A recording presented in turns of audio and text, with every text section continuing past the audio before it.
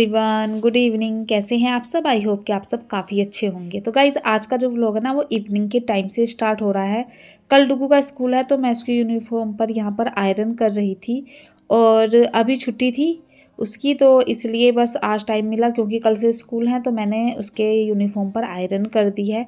उसके बाद जो शाम के काम रहते हैं वो स्टार्ट होंगे। चाय वगैरह हम सबकी हो गई थी और अभी कपड़े फोल्ड किए थे तो बस डुगू की यूनिफॉर्म थी तो मैंने उसको आयरन करके रख दिया था। उसके बाद मैं आ गई थी सीधा किचन में। भाभी पहले ही किचन में आ गई थी, वो शाम की जो सब्जी बन रही थी ना उसकी तैयारी कर रही थी और मैं किचन में आई तो सबसे पहले तो जो सब्जी बन रही थी ना हमारे यहाँ, वो बन रही थी पपीते की। ये पपीता मेरी मम्मी ही लेकर आई थी गाँव से, तो जो बचा हुआ था ना उसको मैंने रैप करके रख दिया है फ्रिज में। और दोपहर में ब्लिंकिट से सामान मंगाया था क्योंकि काफ़ी सारा सामान था जो ख़त्म हो गया था और मैं डेली सोचती थी बट भूल जाती थी। तो आज फाइनली वो मैंने ऐड कर ही दिया था तो वो आ भी गया था, तो उसको बस यहाँ पर मैं, क्योंकि भाभी खाना बना रही हैं तो मेरे लिए मतलब ये है कि ये टाइम बच जाएगा तो मैं अपनी जो ग्रोसरी वगैरह आई है ना उसको अरेंज करके रख दूँगी। तो सारी चीज़ें पैकेट में से निकाली और इनको अरेंज करके रखूँगी। तो ग्रोसरी में जो है मैंने लिक्विड डिटर्जेंट भी मंगाया था, तो उसी के ऊपर मेरा भाई बोल रहा था कि उसने मंगाया था, तो मतलब उसी से रिलेटेड ना कुछ यहाँ पर बातें चल रही थी। अभी बस सारी चीज़ें मैंने निकाल ली है और जो ब्लिंकिट के साथ ये बैग आते हैं ना, मैं इनको हमेशा फोल्ड करके रख लेती हूँ। काफ़ी यूज़फुल होते हैं ये, काफ़ी जगह पर ना काम आते हैं, तो इन सबको ना मैं हमेशा फ़ोल्ड करके रख लेती हूँ। तो जो सारी चीज़ें मैंने मंगाई थी ना, तो ब्लिंकिट से ना थोड़ी सी चीज़ें मैंने नोटिस किया है, मतलब वो धूल में आती हैं तो उनको ना गीले कपड़े से एक बार मैं वाइप ऑफ कर लेती हूँ, उसी के बाद मैं सामान को अरेंज करके रखती हूँ। तो जब से मैंने ये वाली बास्केट मंगाई है ना दोनों, मुझे ग्रोसरी अरेंज करना बहुत इजी हो गया है और सच में मतलब मुझे लगता है कि पैसा वसूल ये प्रोडक्ट था। तो मैं जो भी मतलब पैकेट हैं बंद वाले, जो भी ओपन नहीं है, वो मैंने इस वाली बास्केट में सबको अरेंज करके रख दिया है और जो मुझे अभी फिल करके रखने हैं वो मैंने सारे बाहर रख लिए हैं।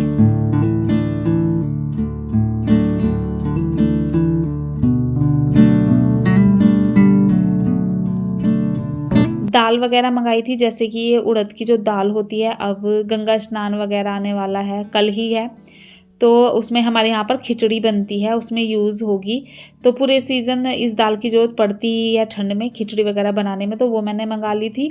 और साथ ही छोले बनाने थे मुझे कल को, क्योंकि चने, मतलब ये जो छोले होते हैं ना काबुली चने, ये खाने का मन था सभी का, तो मैंने बस भिगो लिए थे। थोड़े से कम थे तो नया पैकेट था, उसको ओपन करके मैंने कुछ तो डब्बे में डाल दिए थे और कुछ कटोरी में लेकर मैंने जो पानी लिया था ना भिगोने के लिए, वो भिगोकर अभी रख दूंगी, तो कल सुबह तक ना ये अच्छे से भीग जाएंगे। तो बस यहाँ पर तो पैकेट को मैंने बंद करके रख दिया है। जो जो चीज़ें रिफ़िल करनी थी वो कर दी हैं, मतलब दालें वगैरह। अभी जो लिक्विड डिटर्जेंट था ये मेरा बिल्कुल फिनिश हो चुका था, तो इसको भी मैं 2 लीटर वाला जो पैकेट होता है ना वो मंगा लेती हूँ साथ में।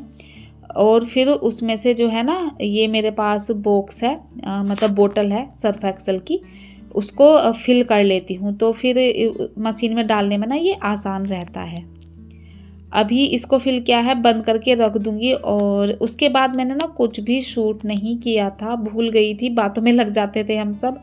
ये है नेक्स्ट डे और सुबह का नाश्ता वगैरह सब हो गया है, घर की क्लीनिंग चल रही है। तो मैं आज जो ये डाइनिंग टेबल का कवर है ना इसको चेंज करने वाली हूँ, क्योंकि डुग्गू ने ना इस पर कई जगह हल्दी के, मतलब खाने वगैरह के दाग लगा दिए थे। तो वो बस इसको डले हुए काफ़ी दिन हो गए हैं, दिवाली से पहले ही मैंने डाला था, तो आज मैंने इसको हटा दिया है और फिर डाइनिंग टेबल को मैं कोलीन की हेल्प से अच्छे से क्लीन कर लूँगी।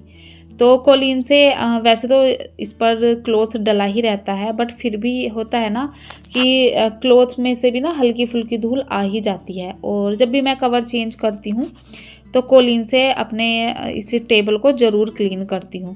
तो ऊपर नीचे दोनों तरफ से मैंने इसको अच्छे से क्लीन कर लिया था। अब जो नया वाला टेबल क्लॉथ है, मतलब जो धुला हुआ रखा था, उसको मैंने यहाँ पर डाल दिया है।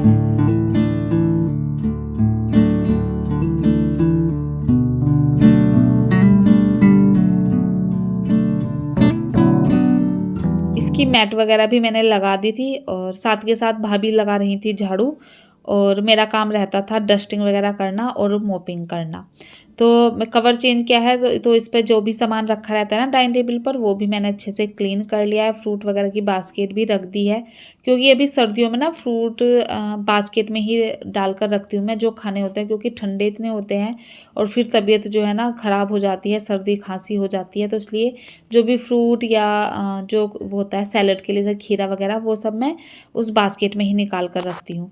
उसके बाद मैं आ गई थी अपने लिविंग एरिया की साइड। तो इसकी टेबल पर जो भी ये सामान रखा है ना, इन पर थोड़ी थोड़ी धूल हो रही थी, उसको क्लीन करूँगी। साथ ही सोफ़े पर जो कुशन वगैरह इधर उधर है ना, उनको भी मैं कवर हटाकर पहले झाड़ूंगी और फिर कुशन वगैरह अरेंज करके रखूँगी। तो वाइट कलर के जैसा फर्नीचर हो या फिर मतलब कोई भी कवर वगैरह हो, तो आपको काफ़ी मेंटेन करके रखने पड़ते हैं। अभी जो ये मेरे कवर है ना सोफ़े के, वाइट कलर के हैं, तो अब थोड़े थोड़े ये गंदे लगने लगे हैं। इनको भी जो है चेंज करूँगी 1-2 दिन में, देखती हूँ जिस दिन भी टाइम लगता है। अभी तो मतलब ये इतने मतलब ठीक लग रहे थे। मुझे उम्मीद नहीं थी कि इतने दिन तक ये चल जाएंगे, बट दिवाली देखिए, दिवाली को गए हुए काफ़ी टाइम हो गया और ये अभी तक मतलब ठीक कंडीशन में थे। इतने ज़्यादा मतलब मेरे अकॉर्डिंग गंदे नहीं हुए थे।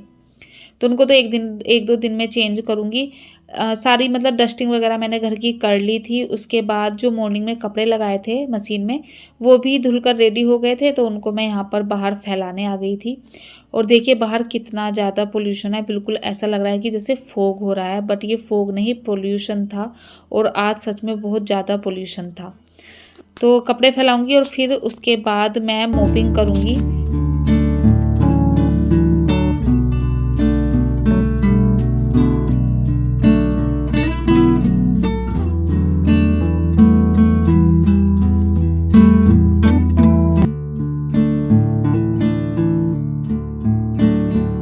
तो अभी बस मोपिंग जो स्टैंडिंग वाला मेरा मोप है उसी से लगा रही हूँ। एक दिन मैंने जो है बैठकर लगाया था घर से आने के बाद, क्योंकि घर में धूल वगैरह काफ़ी थी ना, तो फिर मैंने हाथ से ही मोपिंग की थी। और उस दिन ना सच में टाइल्स इतनी ज़्यादा चमक रही थी ना, हिमांशु भी बोल रहे थे कि आज लग रहा है कि अच्छे से मतलब मोपिंग हुई है। वो कह रहे थे कि डेली जो है ना तुम बैठ के ही लगाया करो हाथों से, बट पॉसिबल हो नहीं पाता है। बैक में इतना पेन रहता है मेरे, तो बैठकर मोपिंग करना बहुत मुश्किल है, और ठंड में तो वैसे भी। ये जो मोप होते हैं ना, मतलब ये अच्छे तो होते हैं, बट जो सफाई आप अपने हाथों से करते हैं ना, उसमें और मोप से जो है करने में ज़मीन आसमान का अंतर आ जाता है। बट मतलब एक तरह से ये सही भी हैं, क्योंकि आजकल मोस्टली सभी की बैक पेन होता है। सभी को मतलब घुटनों वगैरह में दर्द होता है, तो बार बार उठना बैठना हो नहीं पाता। तो ये मोप वगैरह ना इस चीज़ के लिए सही हैं। और मैं तो वैसे भी अपने मोप को ना टाइम टू टाइम धुलती रहती हूँ, तो वो मतलब इतना ज़्यादा गंदा रहता नहीं है, क्लीन ही रहता है। अब मोपिंग हो गई थी और मैं सीधा फिर चली गई थी नहाने। नहाकर आई, पूजा वगैरह की, तो देखा भाभी जो है ना लंच बनाने लग गई थी। तो जो छोले थे उन्होंने इतना वो बॉईल होने के लिए रख दिए थे, और यहाँ पर वो तड़के की तैयारी कर रही थी। तो मैंने साथ में चावल भिगाकर छोड़ दिए थे, और अब जो है चावल को मैं बनने के लिए रख दूँगी। तो छोले बन रहे थे, तो उनके साथ ना बासमती राइस अच्छे लगते हैं। तो मेरी मम्मी जो है ना, अभी मैंने आपको बताया था कि बहुत सारा सामान लेकर आई थी, तो वो बासमती राइस भी लेकर आई थी। तो वही वाले आज राइस बन रहे थे, और जो छोले राजमा वगैरह होते हैं ना, उनके साथ मुझे बासमती राइस ज़्यादा अच्छे लगते हैं। तो चावल बनने के लिए रख दिए थे मैंने। अब इतना भाभी छोले में तड़का लगा रही थी, तब तक मैं सैलेड वगैरह काट कर रख लूँगी, क्योंकि फिर डुग्गू के आने का टाइम हो जाएगा। तो उससे पहले पहले ये सब काम ख़त्म कर लो तो सही रहता है।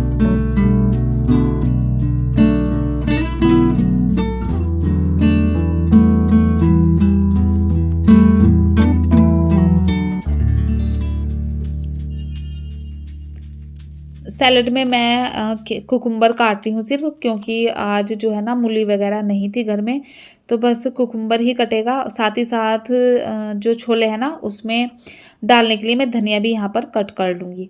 तो धनिया का बॉक्स भी मैंने निकाल लिया था, धनिया को साफ़ करूँगी और धनिया काट के रखूँगी।